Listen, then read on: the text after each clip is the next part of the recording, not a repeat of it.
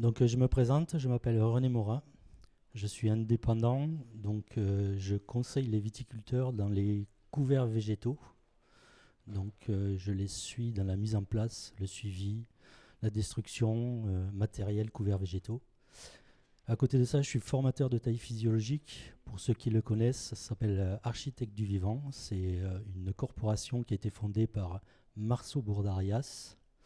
Et nous sommes 12 collaborateurs dans la France à vous faire les formations de taille physiologique. Donc en général, on essaye de se rapprocher de notre région viticole, mais on peut se déplacer un petit peu dans toute la France. À côté de ça aussi, je suis ambassadeur d'une association qui s'appelle Des enfants et des arbres, où j'ai le petit pin sur moi là. C'est une association fondée par Marie-France Barnier, où nous avons un budget pour vous, pour planter des arbres dans vos vignes ou champs. Et c'est les enfants des écoles de votre village qui viennent le jour de la plantation mettre la plantation en place. Ça fait du lien et tout le monde s'y retrouve. Voilà. Aujourd'hui, je vais vous parler que de la taille. Donc, je suis fils de viticulteur dans le sud de la France. Cela fait 35 ans que je suis en Bourgogne, où j'ai travaillé chez différents domaines viticoles. J'ai fini chef de culture et de chai dans un domaine sur Meursault. Et ça fait 3 ans que je suis à mon compte et je vous accompagne dans tous ces travaux. À côté de ça, j'ai quand même gardé 1 hectare 14 de vignes sur Meursault pour mettre la taille physio en place et pour pouvoir vous déplacer pendant les formations et de voir comment c'est mis en place et comment ça fonctionne et que vous voyez de vous-même ce qu'on peut faire sur un végétal. Donc je passe, en fait cette vigne vous la connaissez bien, c'est elle qui fait le lien entre la partie, je ne sais pas si on voit mon laser là sur le blanc, la partie aérienne du ciel, donc avec l'énergie qui arrive via la photosynthèse, c'est l'énergie du soleil, le CO2 qui va nourrir en descendant tout le système avec les sucres élaborés issus de la photosynthèse. Toute cette construction va se faire jusqu'au bout des racines. Marc-André Sellos, si vous le connaissez, il nous explique que 20 à 40% de la photosynthèse est redistribuée dans le sol pour la vie biologique. C'est elle qui va nourrir les bactéries, les champignons et les mycorhizes, qui vont aller faire les courses pour la vigne et qui va nourrir la vigne par le bas. Donc en fait, c'est une vraie connexion entre le sol et le ciel. L'énergie vient du dessus et le sol alimente la vigne en eau et en éléments minéraux. Donc en fait, votre vigne, elle part de quelque part que vous connaissez peut-être pas forcément. C'est une liane qui a coévolué avec les arbres. C'est son origine première. La vigne est faite pour grimper dans les arbres. Elle a toujours été comme ça et elle sera toujours comme ça. Et du coup, nous, on l'a descendue de l'arbre et on a essayé de la maîtriser dans nos modes de culture. C'est-à-dire que dans un premier temps, en Bourgogne, on l'a descendue en hautain, où on avait entre 20 et 25 000 pieds hectares. Et ensuite, nous l'avons descendue encore plus bas sur nos systèmes de palissage. Donc, suivant les régions, nous avons des systèmes de palissage plus ou moins grands, plus ou moins larges, suivant le cépage, suivant la pédologie des sols. Donc, maintenant que nous l'avons en bas, il faut faire avec. On sait que c'est une vigne qui est une liane et il faut qu'on taille tous les ans pour produire notre vin. Ce schéma, il est un peu lourd pour vous parce que vous n'avez pas trop l'habitude. Si on le voit, mais pas sur l'écran. En fait, il se lie de l'intérieur vers l'extérieur. Donc là, nous sommes au moment du débourrement, vous voyez, mars-avril. La partie bleue dans le cercle, c'est vos réserves. C'est les réserves de la vigne que vous avez accumulées l'année N-1, qui vont permettre au bourgeon de débourrer cette année. Le bourgeon, aujourd'hui, il va se développer en élongation cellulaire. C'est-à-dire que dans le bourgeon que vous voyez aujourd'hui, tout le sarment est déjà construit dedans. Vous avez des feuilles, des inflorescences, des entrenœuds, et tout ça, vous en avez, suivant les cépages, entre 7 et 10 feuilles déjà développées dans le bourgeon. Le printemps, aujourd'hui, ça se passe on a une poussée osmotique dans le sol, c'est-à-dire qu'on a une solution peu concentrée qui est séparée d'une paroi hémiperméable d'une solution plus concentrée. Dans le pied de vigne, vous avez des réserves qui sont concentrées. Donc l'eau du sol va pénétrer par les racines et va mettre le système en pression. C'est ce que vous voyez là en ce moment, les pleurs de la vigne. Donc vous avez l'impression que l'énergie vient du sol et monte dans le pied de vigne pour faire débourrer les bourgeons. Donc on voit bien cette sève qui coule. Et donc là, vous allez avoir un développement cellulaire qui va développer le bourgeon jusqu'à 7-10 feuilles. En fait, il va se servir de la réserve du pied de vigne jusqu'au moment de la fleur. Pour ceux qui mettent des couverts végétaux en place, c'est important cette étape-là. Ça veut dire que la vigne, elle ne souffre pas d'une concurrence jusqu'à la fleur. Elle ne prend que de l'eau et des sels minéraux dans le sol. Elle se développe avec ses réserves jusqu'à la fleur. Le cycle, je ne vais pas vous l'expliquer tout entier maintenant, parce qu'après je vous expliquerai qu'elle change de fonctionnement puisque la photosynthèse va se mettre en route. Je vais vous parler des processus floraux. Vous avez eu du mal l'année dernière pour ceux qui cultivent. On a débourré très tôt en saison, fin mars. La vigne a végété début avril et nous avons eu des grands coups de froid. Et à ce moment-là, pendant que le bourgeon y débourre, on a une différenciation florale qui se passe au niveau du bourgeon. C'est-à-dire que dans le bourgeon, à ce moment-là, suivant les réserves qu'il y a dans la vigne, ça va valider ou pas le fait que la grappe qui sort, elle soit fruit ou elle soit vrille. Et les conditions pour que ça se passe bien, c'est le froid, la météo du jour, vos réserves de l'année passée. Donc c'est à ce moment-là que ça passe et que ça valide votre grappe. Mais ce n'est pas fini. Donc quand ça se passe mal, vous avez du filage. Comme l'année dernière, il a fait froid et nous avons eu des inflorescences qui ont filé. Après floraison, vous avez la nouaison et à ce moment-là, vous avez l'induction florale. L'induction florale, c'est un message biochimique que le bourgeon reçoit pendant sa fabrication à l'aisselle des feuilles où on lui dit « c'est bon, c'est ok, tu te formes aujourd'hui et tu peux commencer à construire tes inflorescences pour l'année prochaine ». Donc c'est l'induction florale qui se passe sur un très court temps. C'est pareil, si vous avez une plante en bonne santé avec de la réserve, ça se passe plus ou moins bien. Si vous n'avez pas de réserve, ça ne se passe pas très bien. Donc le message est passé et après vous avez tout le reste du cercle qui vous dit ici, initiation florale. Là, je construis les primordiats d'inflorescence. Donc je construis les pseudograppes qui vont être futures grappes l'année prochaine si ma différenciation se passe bien. Donc vous voyez que pour avoir du raisin, on a plein de problématiques à passer de l'état du végétal, de la météo, des réserves, du temps et puis pédologique aussi. Donc dans le bourgeon, on en parlait, tout est préfabriqué dedans. Vous avez 3 bourgeons dans un bourgeon latent, vous avez le principal et 2 secondaires. Il y en a un des 2 secondaires qui est fructifère. Le 3e, il est là juste pour les accidents climatiques. Il n'y a pas de fruits, pas souvent.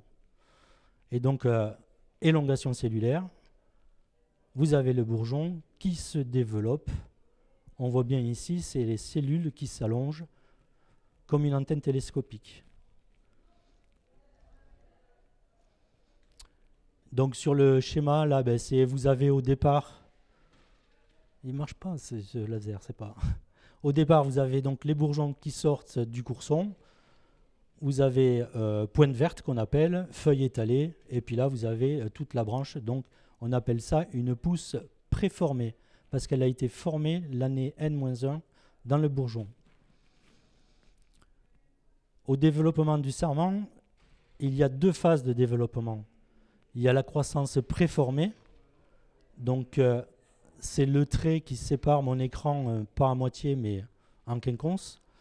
Le petit sarment, qui est le premier, qui est marqué faible, c'est qu'il a fait une pousse préformée très faible, mais ça, vous le voyez sur vos vignes des fois, quelquefois. Ça veut dire que vous avez laissé trop de charge et que la répartition des réserves s'est mal faite ou alors a été multipliée par le nombre de points de végétation et elle a reçu très peu d'énergie pour pouvoir se développer. Donc elle a fait sa pousse préformée et elle n'a pas pu attaquer sa deuxième pousse. Au milieu, c'est équilibré. On voit une pousse équilibrée qui a fait une belle pousse préformée. Et en fait, au-dessus, c'est la néoformée qui s'emballe, c'est-à-dire que la photosynthèse se met en route au bout de 30 jours de la vie de la feuille. La photosynthèse se met en route. Et là, vous changez de système de fonctionnement de la plante. Au lieu d'avoir une poussée osmotique du bas, la photosynthèse se met en route, évapotranspiration par les feuilles, ce qui va faire une tension dans le système. Donc là, c'est les feuilles qui vont faire remonter dans le système en aspiration les oligo-éléments.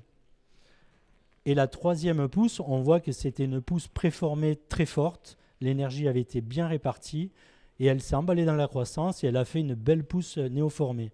Donc néoformée, on a un apex dynamique qui va pousser, qui va exploiter l'espace photosynthétique et qui va fabriquer des nouvelles cellules et qui va former le sarment, il va reconstruire le sarment, il va refabriquer des feuilles, il va refabriquer des vrilles, des entrecœurs, et tout ça, tant que c'est dynamique, c'est l'apex du bout qui fabrique tout ça. Donc si vous avez compris, au départ, on a un bourgeon qui débourre avec l'énergie, la réserve de l'année passée dans le cep. Ça s'appelle la pousse préformée, 7 à 10 feuilles. Et au moment de la floraison, la photosynthèse est en route et c'est l'apex qui est dynamique et c'est l'apex, la machine, c'est l'organe à fabriquer des cellules. C'est l'apex qui est au-dessus, ici, méristème primaire cholénaire qu'on appelle, qui va fabriquer les cellules et en même temps, il va sécréter une hormone qui s'appelle l'auxine, qui va descendre par la sève élaborée, qui va inhiber la pousse des entrecœurs et qui va stimuler le système racinaire. Cette hormone, elle est faite pour stimuler le système racinaire et on en a vraiment besoin quand on implante une nouvelle plantation ou qu'on met des complants. Et ce qu'il faut comprendre, c'est qu'au bout des racines, il se passe la même chose. Les racines au bout, les méristèmes racinaires, sécrètent une hormone qui s'appelle la cytokinine, qui va monter dans le système par la sève brute et qui va stimuler la pousse de l'apex. Donc en fait, vous voyez ici, c'est une question d'équilibre. Si en bas, je laisse trop de petits sarments sur une plante qui n'arrive pas à développer la pousse préformée, qui n'arrive pas à avoir d'apex dynamique, il n'y aura pas d'hormone auxine pour aller stimuler la pousse racinaire. Donc quand on met une plantation en plante, aujourd'hui, ça va être bientôt le moment pour ceux qui sont avancés, pointe verte, je tourne vers mes petits plants et je laisse 1, 2 au cas où, mais je ne laisse pas plus. Il faut que ça soit dynamique la première année, que vos racines prospectent le sol pour la sécheresse à venir. Il faut que ça descende. Donc on a vu le méristème primaire. Donc le méristème primaire, c'est l'apex qui développe, qui va explorer la partie photosynthétique et son espace photosynthétique. Et vous avez le méristème secondaire, lui qui est activé par le cambium. Et en fait, le méristème secondaire, c'est la photosynthèse qui sécrète des sucres qui vont alimenter le cambium. C'est l'organe à fabriquer des nouvelles couches de bois, des nouvelles couches de cellules, des nouvelles vaisseaux pour la sève élaborée et la sève brute, du bois à l'intérieur, de l'écorce à l'extérieur. Le cambium fabrique le pied de vigne, il construit le pied de vigne. Quand vous taillez, il faudrait penser cambium. C'est lui qui est alimenté par la photosynthèse et qui tous les ans reconstruit une couche de bois par-dessus la précédente jusqu'au bout des racines. C'est sine qua non, c'est comme un arbre qu'on coupe par le milieu, on compte les cernes de bois et on a approximativement l'âge de l'arbre. La vigne, c'est pareil. Tous les ans, elle refait une couche de bois. Par-dessus, celle qui est vivante. Là où vous avez fait des plaies de réduction qui sont trop grosses, on ne refait plus de bois par-dessus. C'est perdu. Donc c'est le cambium, cet organe qui fabrique des couches de bois à l'intérieur et extérieur. Donc pour vous donner, ça c'est un schéma un peu complexe, hein. On a pris un sarment, on a fait une coupe transversale et la partie verte que vous voyez sur le coin, c'est ce que vous voyez par-dessus. Donc en fait, on a des couches concentriques de bois, donc les cernes annuelles qu'on appelle. Donc ça c'est comme sur les arbres, je vous disais, au printemps on fabrique des cellules grosses parce qu'il y a de l'eau et c'est humide. Et l'été, on fabrique des cellules plus petites parce qu'il fait chaud et sec. C'est comme ça qu'on voit les années. On a le bois de printemps et le bois d'été. C'est ce qui marque un an sur une cerne de bois. Là, vous les avez pour la vigne aussi. La moelle au milieu. Et vous avez première année, deuxième année, les vaisseaux du xylème qui amènent la sève brute. Et en rouge, vous avez cette partie cambium qui va fabriquer des cellules vers l'intérieur. Et comme elle va fabriquer des cellules vers l'intérieur, c'est dur à représenter, elle va s'auto-éjecter et refabriquer des cellules vers l'extérieur aussi. Et refabriquer une couche de bois tous les ans. Donc là, vous l'avez en coupe. Première année à gauche, le cambium en rouge. J'ai fabriqué des couches de bois. L'année d'après, donc sur la 2, je me suis éjecté vers l'extérieur. J'ai fabriqué du bois avec l'intérieur. Donc le cambium, il est toujours en périphérie. Chaque fois que vous mettez un coup de charrue, chaque fois que vous mettez un coup d'outil, vous allez abîmer le cambium qui construit votre pied. Dès que vous abîmez le cambium, vous nécrosez les vaisseaux que vous avez abîmés. C'est perdu à vie. Ça se reconstruit au-dessus sur les parties vivantes. Donc une coupe transversale d'un poussard, pour ne pas le citer. Donc tous les ans, on rajoute une couche de bois. Là, vous voyez, sur le schéma qui est à droite, vous pouvez deviner le greffé soudé qui a été mis au départ. Et vous voyez toutes les couches, tous les ans, qui sont rajoutées les unes sur les autres. Le dernier bout de bois qui est au-dessus, qui est bleu, la dernière couche qu'il a faite de bois, elle descend tout le long du cep jusqu'en bas, qui est issue de la couche jaune, qui est issue de la couche rouge, qui est issue de la couche verte. Tous les ans, on refait une couche de bois par-dessus la précédente. Croissance secondaire, donc ça je me suis amusé, j'ai pris mon tableau blanc, je le fais pour les formations. C'est pour mieux comprendre ce qui se passe quand on maîtrise la taille. C'est vous qui conduisez le cep, et par vos choix de taille, c'est vous qui formez votre pied. Si vous voulez le faire à 2 bras, vous le faites à 2 bras. Si vous voulez faire des coursons cordon, vous le faites en courson cordon. C'est à chaque fois que vous décidez pour l'année d'après le bourgeon de continuité, on appelle, c'est vous qui fabriquez votre cep dans la direction que vous avez vous choisi. Vous n'êtes pas imposé par votre pied de vigne à savoir comment je vais le tailler parce qu'il est différent des autres. C'est vous qui menez la danse, c'est vous qui choisissez la direction. Et je vais vous donner plein de petits trucs pour y arriver. Donc on parlait du cambium qui construit les vaisseaux. Là c'est pareil, donc poussard, vous voyez bien. Donc on privilégie 2 flux qui partent du pied, qui vont alimenter l'extrémité du bras.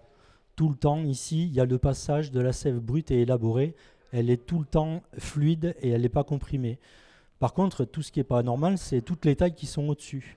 Toutes les tailles qui sont au-dessus, c'est des tailles dites nécrosantes qui nécrosent les vaisseaux jusqu'à la base du pied, c'est-à-dire jusqu'au porte-greffe. Parce que le porte-greffe, il n'a pas la même génétique que le greffon. Ils ont pas la même génétique et du coup, ça passe pas très bien. C'est pour ça que vous voyez des bourrelets. Les bourrelets sont faits parce que on passe d'une 4 voies sur une vessinale. Et du coup, là, la sève, elle se gave sur les côtés. Donc en fait, le porte-greffe, aujourd'hui, on peut dire qu'il est là pour arrêter les conneries qu'on a fait au-dessus, en fait. Ça ne va pas plus loin. On peut récupérer le porte-greffe et regreffer dessus, en fait. Au lieu d'arracher, on peut le faire. Donc c'est le cambium à privilégier. Quand vous taillez, il faut penser cambium. C'est lui qui recouvre les plaies que vous allez laisser si vous gardez vos couronnes. Si vous ne gardez pas vos couronnes, vous nécrosez le bois qui porte la couronne. Donc le cambium, ça se passe comme ça. Donc vous voyez les photos là, ce qu'elles vous disent, c'est que la photo du milieu par exemple, tous les vaisseaux vasculaires, à l'origine, ils partaient tout droit. Ils montaient. Ils étaient tous dans le sens vertical, ça montait. Et là, le viticulteur, il a dit non, pas là, je veux en dessous et repartir à gauche. Et donc, au-dessus, la photosynthèse s'est mise en route. Le cambium a refabriqué des vaisseaux en redescendant sur le pied vers qui l'alimente. Il n'a pas été capable d'aller reboucher ce qu'on avait coupé. L'énergie viendrait du bas, ça ferait comme des volcans, ça viendrait dégueuler, monter par-dessus les coupes et tout couvrir. Maintenant, l'énergie vient du dessus. Il faut regarder du haut vers le bas. C'est l'énergie solaire qui nourrit le cambium, qui fabrique le bois. Donc là, vous voyez, les chicots, s'ils ne sont pas recoupés au ras du vivant, c'est dommage, parce que le cambium n'a pas pu recréer d'autres nouveaux vaisseaux, potentiellement qui peuvent stocker de la réserve pour l'année d'après. Donc ça, c'est un collègue à nous qui s'appelle David Aepanza, et il enlève, il décorce. Il décorce des pieds pour vous expliquer visuellement ce que moi je vous explique. Le bois qui refait une couche de bois par-dessus la précédente. Vous voyez en 2022 les chicots qui ont été laissés. La photo d'après, en 23, vous voyez déjà des vaisseaux qui essayent de passer par-dessus le bois. Et en bas, c'est flagrant, on voit que c'est à ras du bois. Et au final, 3-4 ans, si ça a été coupé comme il fallait, ça sera recouvert par des nouvelles cellules pour ramener un peu plus de réserve. Donc pareil à côté, on voit que les vaisseaux reconstruisent le bois. Nous, ce qu'on voit dans les vignobles, c'est plutôt le contraire. C'est grosse plaie de réduction. Et du coup, la couleur claire que vous voyez là, l'année d'après, elle est noire parce qu'elle a été perdue, parce qu'on a coupé plus haut. La vigne, elle n'est pas capable de cicatriser. C'est pas comme nous. Dès qu'on fait une plaie, on cicatrise. La vigne, elle ne sait pas faire ça. La liane, elle ne sait pas faire ça. La liane, si on met 2 bouts de liane forcés l'une contre l'autre, elle va s'écraser, se comprimer, mais jamais elle se soudera.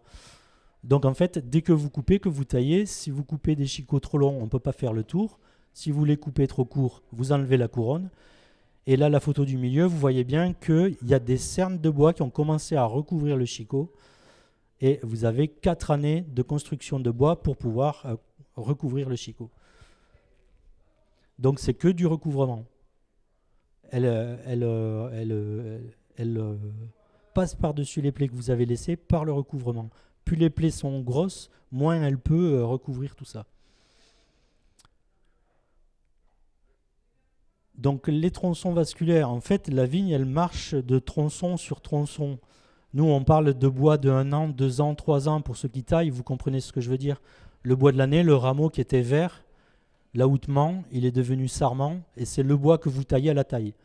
Donc en fait, ce qu'il faut comprendre, c'est que le système vasculaire de ce bois de 1 an, il part du bout du sarment, et il va jusqu'à la base du sarment, c'est-à-dire à l'insertion de son cône d'insertion dans le bois de 2 ans.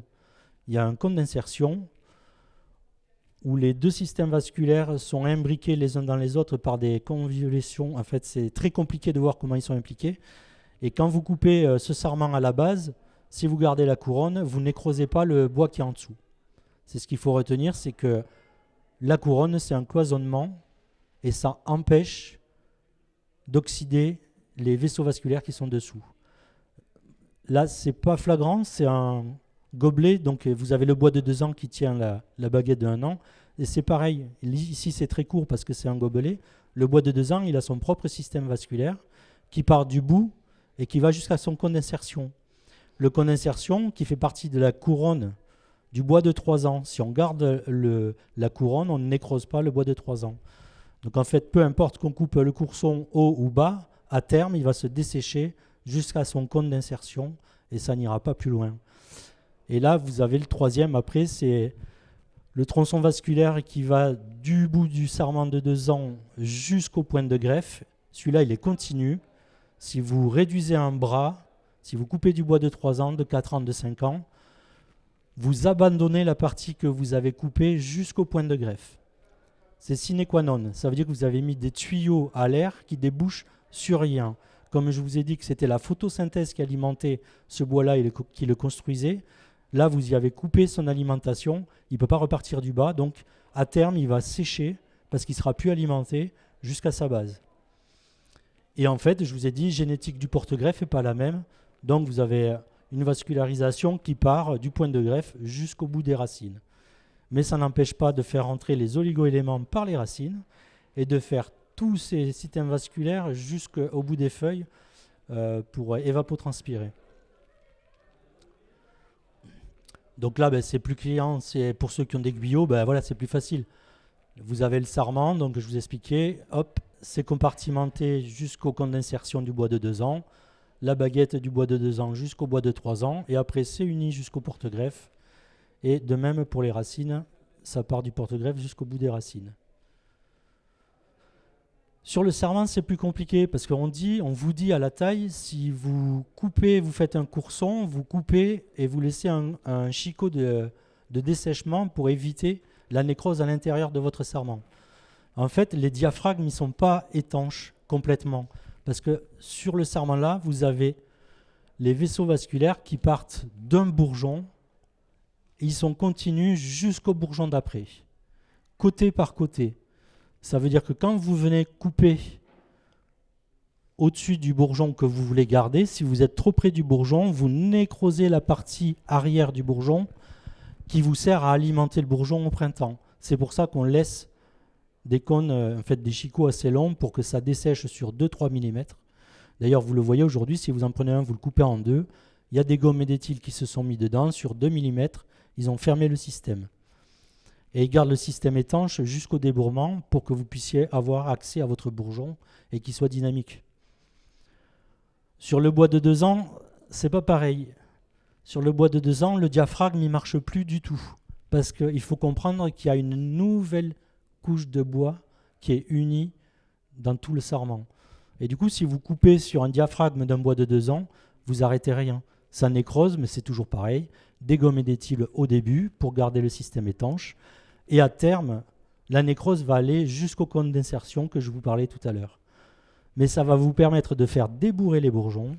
Ils vont reconstruire une couche de bois et l'alimentation va passer par cette nouvelle couche de bois. Et sur les bois de 3 ans, eh bien, en fait, on a quelque chose qui s'appelle la réorientation des vaisseaux. Donc, ils étaient imbriqués, enchevêtrés au départ, et là, ils se réorientent et ils sont en direct. Et donc, si on coupe du bois de 3 ans, depuis tout à l'heure, je vous l'explique, vous nécrosez jusqu'au point de greffe de votre pied de vigne. Tout ça, c'est intéressant de savoir, en fait.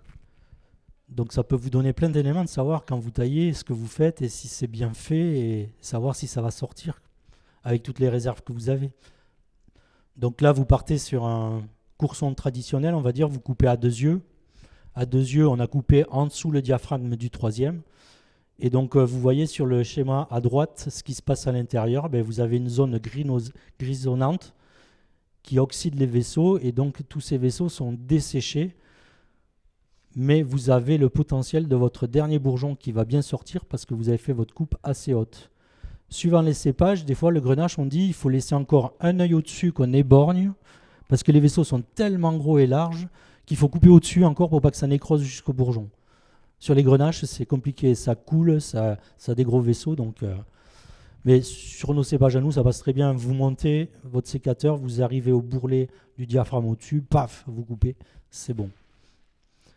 Donc ça, il faut savoir que ça nécrose à l'intérieur comme ça.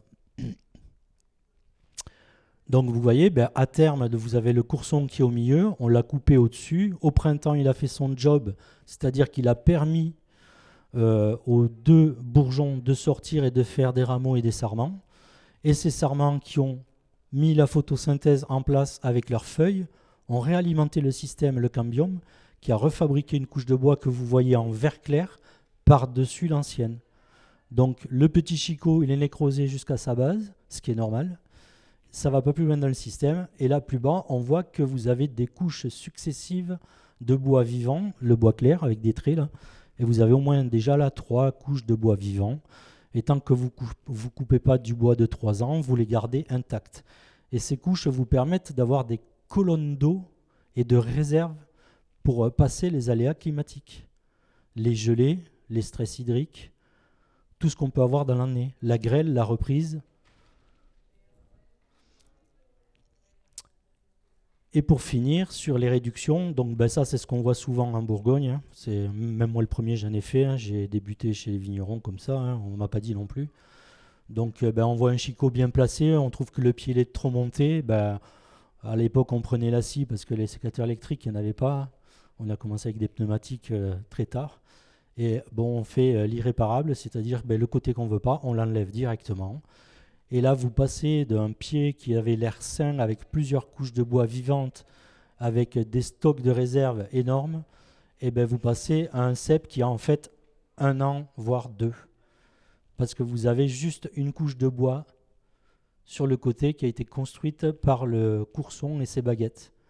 Donc à chaque fois que vous faites une coupe de réduction de plus de 3 ans, vous videz votre plante. Vous n'avez plus accès à la réserve. C'est perdu.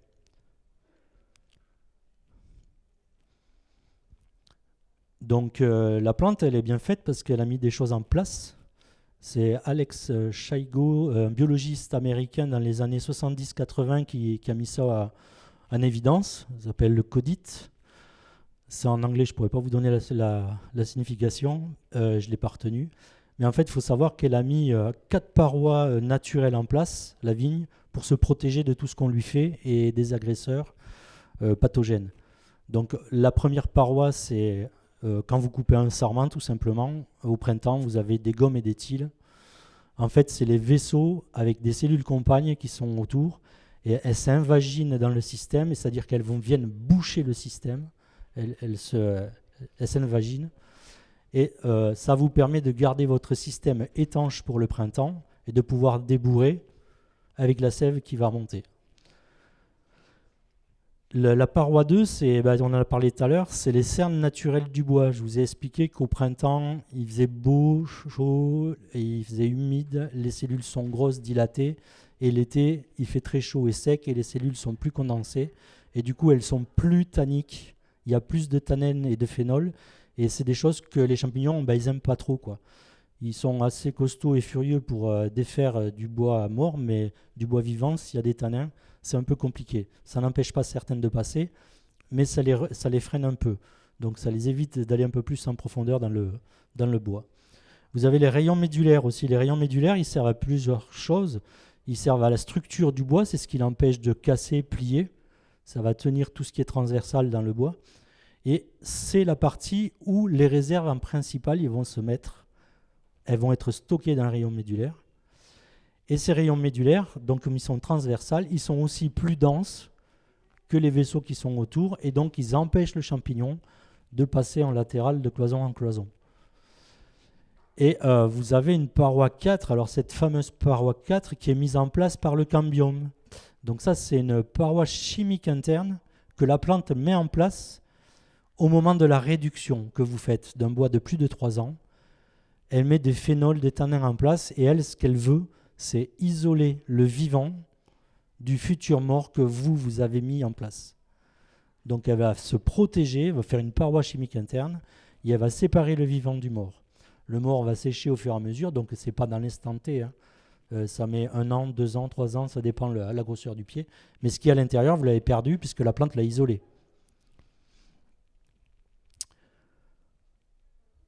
Donc on a un amix, je l'ai dit tout à l'heure, David Laipanza, et c'est pour vous faire voir les pieds au-dessus qui sont marrons avec les écorces que tout le monde voit et qu'on penserait vivants. Et quand on les écorce, on voit que tout ce qui est marron clair, c'est le bois vivant qui reste sur la plante. C'est l'interprétation du pied là. C'est tout ce qui est clair, c'est ce qui reste de vivant. Donc vous voyez que toutes les réductions qui sont foncées, très foncées, elles ont déjà été faites il y a 2-3 ans.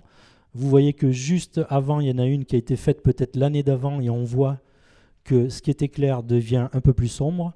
Et ce qui est très clair, c'est le cambium qui a mis ça en place l'année précédente.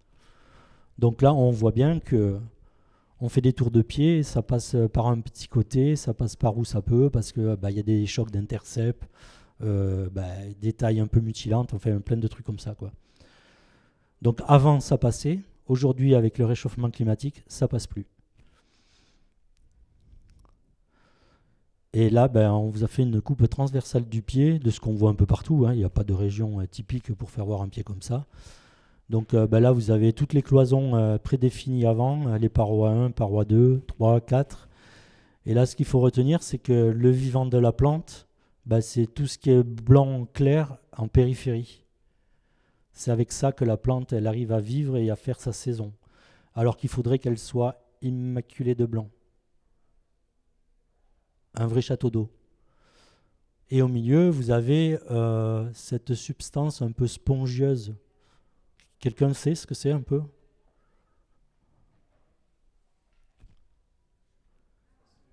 L'amadou. Oui, on appelle ça l'amadou, mais en fait, ce n'est pas de l'amadou. Le bois, il est composé de 3 matières, de lignine, de cellulose et d'hémicellulose.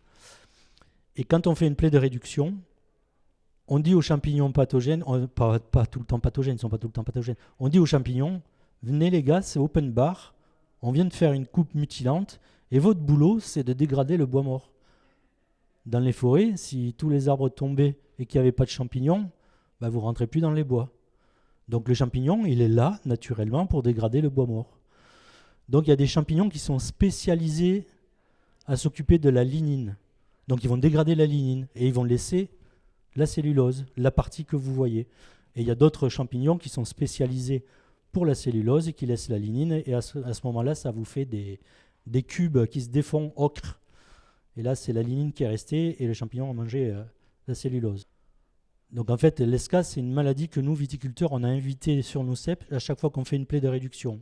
On dit, tiens, là, il y a du bois à dégrader, viens. De temps en temps, il y a un champignon pathogène qui vient et qui fait un peu plus de mal que les autres. Donc ça, on peut l'éviter si on fait attention aux plaies de taille qu'on provoque sur le pied. Donc sur un poussard, c'est pareil, hein. On garde 2 flux sains par le dessous, parce qu'on fait tellement de nécrose au-dessus qu'on veut des endroits qui passent bien pour alimenter le futur. Donc vous voyez bien que dans ce pied-là, il y a des choses qui se sont passées au-dessus. On voit que sur la gauche, sur la fin, ça s'est mieux passé. Il y a eu des respects de couronne et un peu plus de fabrication de bois. Mais il y a eu des enlèvements de bois depuis 3 ans qui sont descendus très loin dans le système.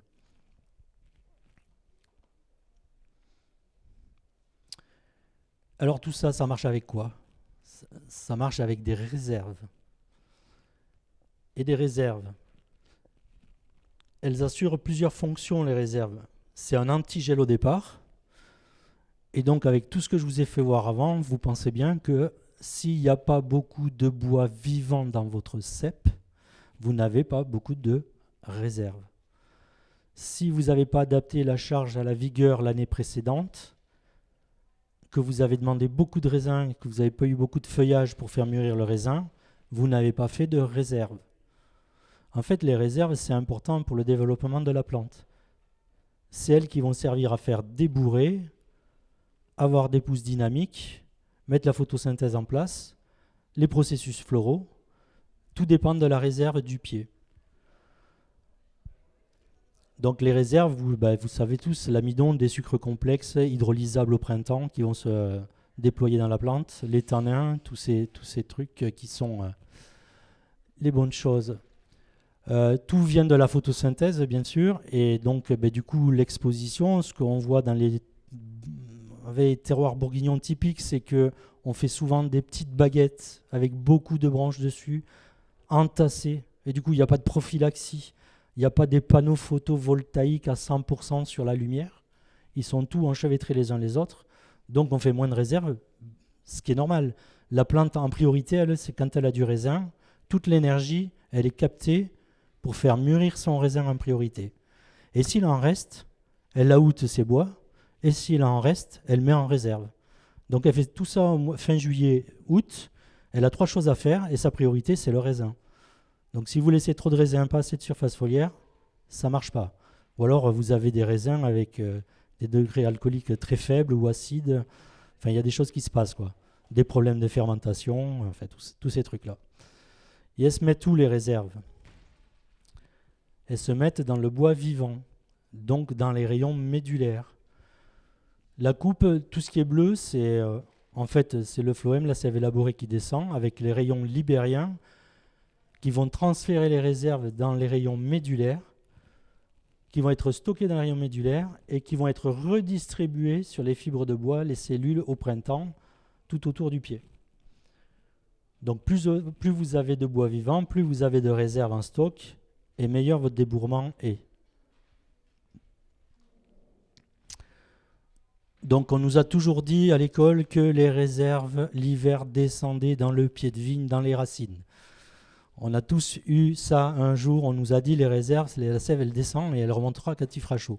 Ben non, les réserves elles restent dans les intersections où le futur doit sortir. Donc à la base des bourgeons. Dans les croisements de sarments qui est dynamique qui doivent pousser. Donc là vous les avez sur le pied de gauche, on appelle ça, c'est les bordelais, c'est des lattes sèches, ils taillent que sur baguette sur baguette sur baguette. Donc dans le croisement des baguettes, vous avez de la réserve.